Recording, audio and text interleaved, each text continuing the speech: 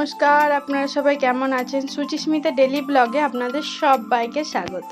চলে এসেছি আজকে একটা নতুন ভিডিও নিয়ে। গুড মর্নিং সবাইকে। সকাল এখন 7:30 মতন বাজে।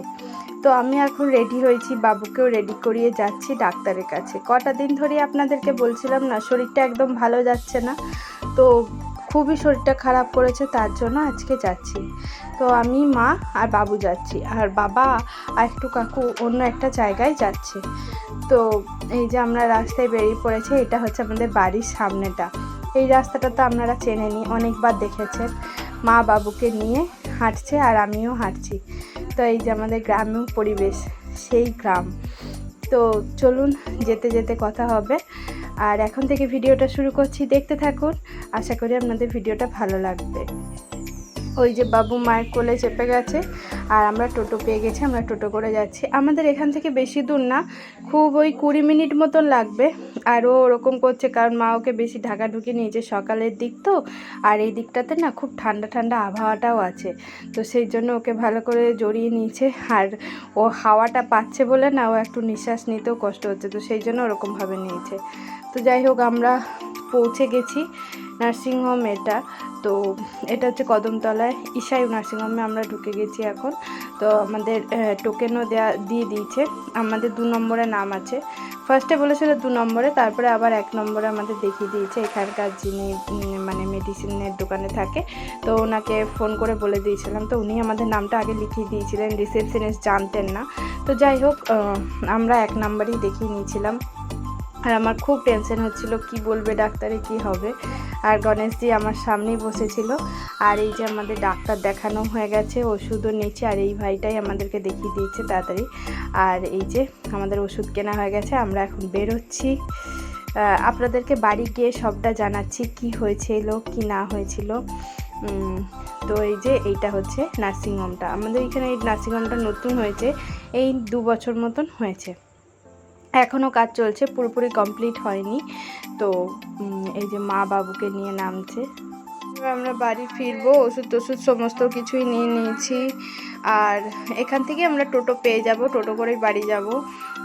তা এই যে পুরো নার্সিংহোমটা আপনাদেরকে সামনে থেকে দেখিয়ে দিলাম। খুব ভালো, ডাক্তারবাবু ব্যবহারও খুব ভালো। উনি মানে যেটা বললেন সেটা খুব একটা ভয়ের কিছু নেই। আবার বললেন যে 1 মাস পর আসতে, তো যদি ওটা না কমে, তো যাই হোক সেগুলোকে আপনাদেরকে বাড়িতে বলছি। তো আমরা এখন দাঁড়িয়ে আছি টোটোর জন্য। এই যে টোটো পেয়েও গেছি, টোটোতে চেপেও গেছি।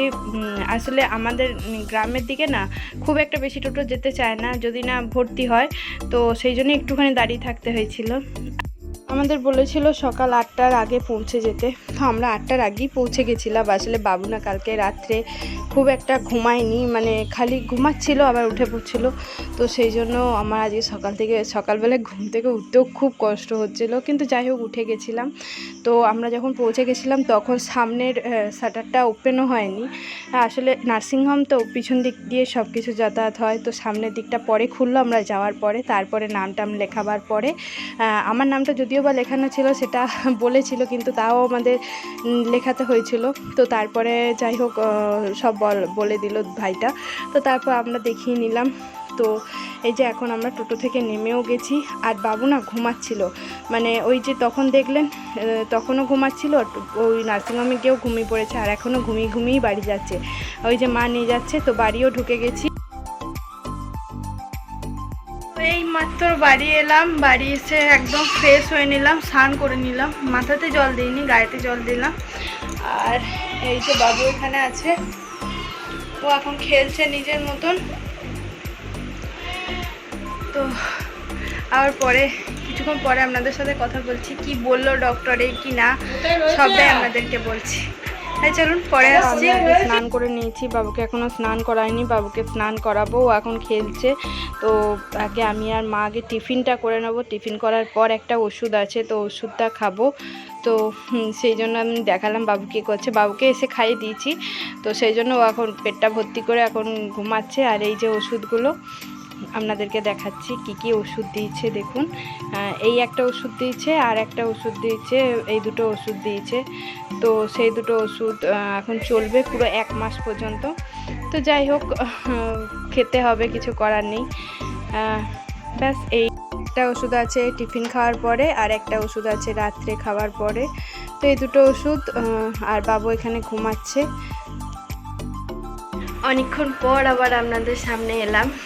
সেই দুপুরবেলায় লাঞ্চ করার পরে আমি যে ওষুধটা খেলাম সেই ওষুধটা খাওয়ার সময় আপনাদেরকে দেখালাম কি কি ওষুধ দিয়েছে। তো এখন বাজছে সন্ধ্যে 6টা। ভিডিওটা এখানেই শেষ করব।